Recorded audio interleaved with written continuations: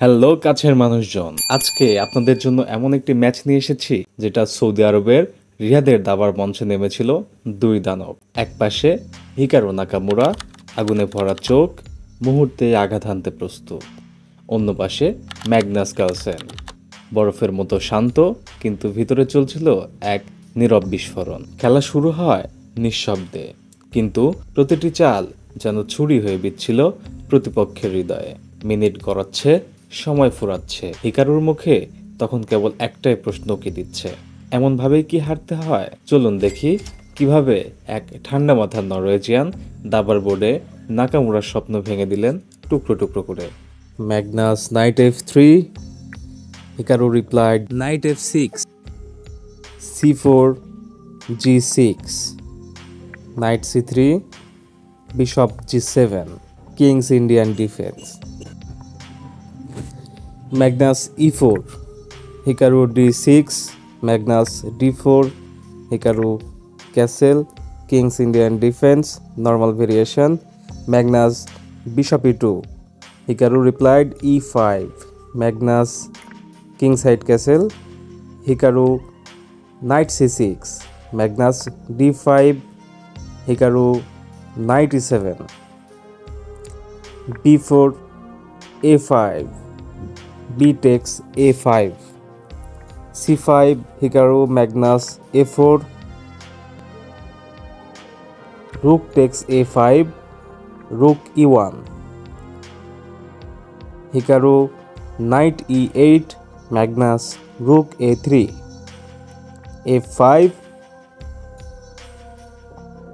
Knight G5, Knight C7, Magnus Carlsen Bishop D2, Hikaru A6, Magnus Knight F3, Rook A6, E takes F5, Knight takes F5,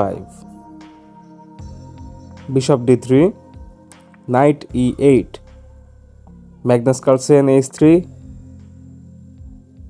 Bishop D7, Knight E4, Knight F6, Magnus Queen C2, Hikaru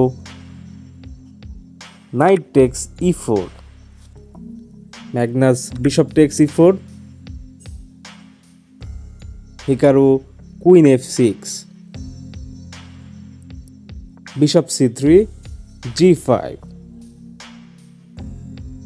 Rook B1, attacking pawn, B6,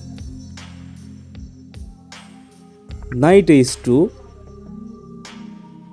Rook A8, triple attacking pawn, Magnus Carlsen Knight G4, attacking queen, Hikaru Queen F8, Magnus Carlsen Queen D3। এখানে Magnus Carlsen যদি queen D3 না খেলে যদি bishop takes E5 হতো তাহলে কি হতো চলুন দেখে আসি। হিকারু তার পন দিয়ে বিশপটি নিত না, কারণ পন দিয়ে নিলে তার মিডল ডিফেন্সটা ভেঙে যেত, সেই জন্য হিকারু তার bishop takes E5, Magnus Carlsen rook F3, ঘোড়া উঠে না, কারণ ঘোড়া উঠলে মন্ত্রীমার, ঘোড়া পিন হয়ে গেছে। এই মুহূর্তে হিকারু অবশ্যই তার বিশপ সামনের দিকে এগিয়ে দিয়ে সেই লাইনটা ব্লক করার চেষ্টা করতো, আর ব্লক করলেই Magnus Carlsen bishop text F5, Hikaru bishop text F5 again, and Magnus Carlsen queen text F5। Already একটি লাভ হয়ে গেছে ম্যাগনাসের। এই মুহূর্তে যদি হিকারু তার মন্ত্রী দিয়ে ম্যাগনাসের মন্ত্রী নিত তাহলে ঘোড়া দিয়ে চেক, মন্ত্রীমার। তো ম্যাগনাস সেটা করেনি, ম্যাগনাস না করে ম্যাগনাস করেছে কুইন D3। এরপর Hikaru Nakamura knight D4, Magnus Carlsen knight E3, rook takes A4, rook takes A4, rook takes A4, rook takes b6, rook a3।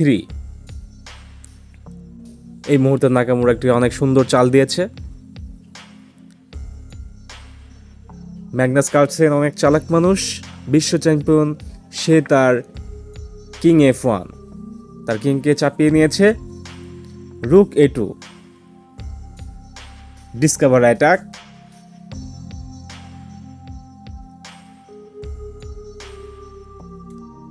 Magnus Carlsen knight d1, protecting pawn. Bishop a4, attacking knight. Magnus Carlsen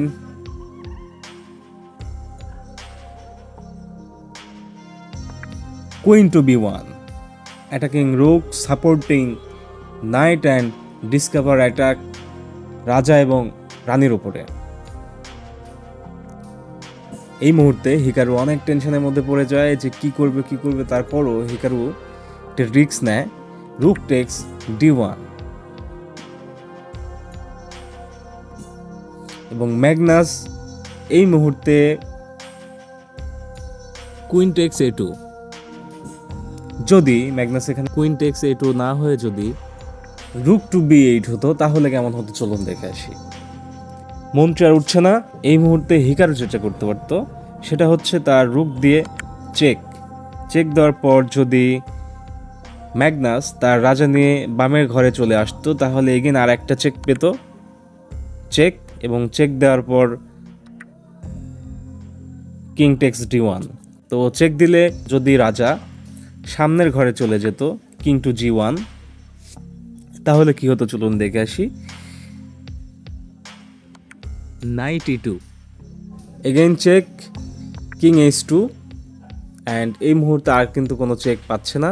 কিন্তু এইদিকে Magnus Carlsen তার রুক দিয়ে কিন্তু অনায়াসেই হিকারুর মন্ত্রী নিয়ে নিতে পারতেছে এবং এইদিকে অনেক খেলা হয়ে গেছে। তো ম্যাগনাস কার্লসেন সেটা করেনি, না করে ম্যাগনাস কার্লসেন করেছে কুইন টেক্স a2। হিকারু তার queen f4, rook b8, check, bishop f3,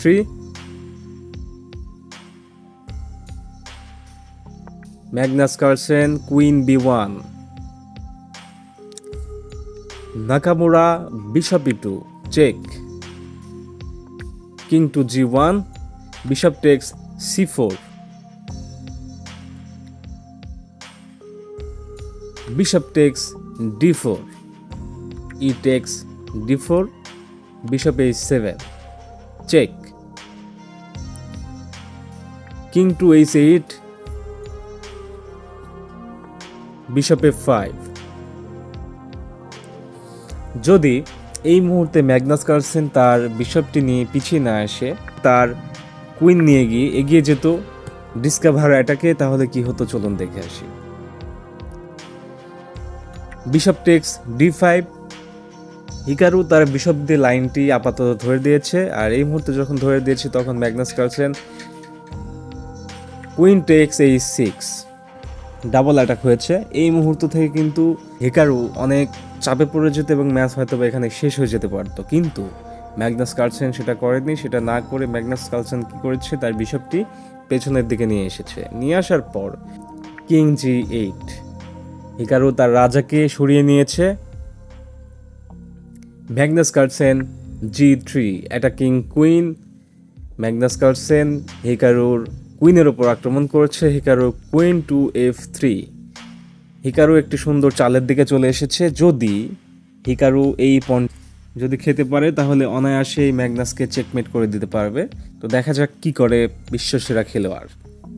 যখন হিকারু কুইন টু f3-তে এসেছে তখন ম্যাগনাস বিশপ e6, চেক দেওয়ার পর তার রাজা চলে গিয়েছে h8 এবং এখানে যাওয়ার পর Magnus Carlsen queen to g6, attacking close on checkmate. এই মুহূর্তেই গ্র্যান্ড মাস্টার হিকারু নাকামুরা বুঝতে পারছে তার আর কোনোভাবেই এখান থেকে উঠে আসা সম্ভব নয়, তো এই জন্য এখানে ম্যাচ ছেড়ে দেয়। আর এখানে ম্যাচ ছেড়ে না দিয়ে কি করবে, ম্যাগনাস কার্লসেন এমন এমন জটিল ও কঠিন আক্রমণ করেছে যে আক্রমণ থেকে আসলে এখান থেকে বাঁচা কোনোভাবেই পসিবল না। ঘড়ির কাঁটা থেমে গেছে, কিন্তু বোর্ডটা এখনও বেশ গরম। নাকামুরা তাকিয়ে আছেন সেই একই জায়গায়, যেখানে কয়েক মিনিট আগেও ছিল তার রাজা, এখন শুধুই ছায়া। কার্লসেন কিছু বলেননি, শুধু চেয়ার ঠেলে উঠে দাঁড়ালেন। আর তারপর ঘটে সেই মুহূর্ত যা মনে রাখবে সারা বিশ্ব। ম্যাগনাস এগিয়ে গেলেন, আলিঙ্গন করলেন হিকারুকে। জয়, পরাজয়, প্রতিদ্বন্দ্বিতা সব মিলিয়ে এই ছিল এক বাস্তব হৃদয় ছোঁয়া যুদ্ধ। নীরব বোর্ড, কিন্তু এই আলিঙ্গনই বলে দেয় সব কিছু। সম্মান, বন্ধুত্ব আর দাবার সত্যিকারের সৌন্দর্য। তো প্রিয় দর্শক, আজকের এই খেলাটি আপনাদের কাছে কেমন লাগলো তা কমেন্টে অবশ্যই জানাবেন, এবং এরপর কোন খেলা দেখতে চান সেটাও কমেন্ট বক্সে দিয়ে দিবেন। সবাই ভালো থাকবেন, সুস্থ থাকবেন। আল্লাহ হাফেজ।